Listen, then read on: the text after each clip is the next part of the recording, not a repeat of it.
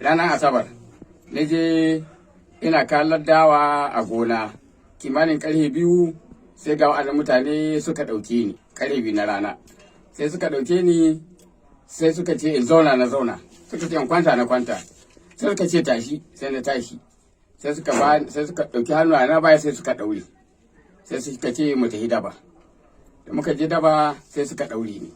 Ba sallah ba cin abinci da sayan aka baka abinci mai cokali 2 ne kuma sai da dare a baka cokali kuma sai da safe kuma inda tayin suka zo zaka ga su da bindigogi sun kewaye ku inda tayin kuma gindin ice ake daura mutum mata su ne ake samun dan ganye haka dan baibaya masu a sa su ciki amma namiji gindin ice ne da sarƙoƙi. Sun taba kashe wani lokacin da kana can? A ba su kashe ba.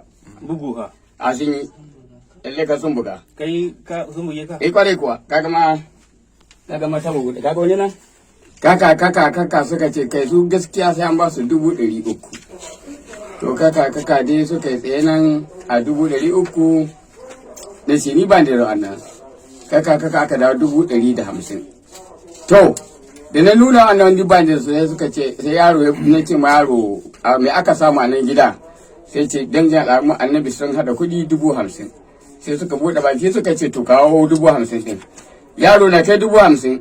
Ai suka ce in duka ga tsohona na in gaishe shi na duka cikin wani gindin wata bishiya na gansu lokacin ma ni ko gane su ba saboda gaskiya duk sun rame sun yi baki sun sha wuya an daure su da sarka irin ta hudar shanu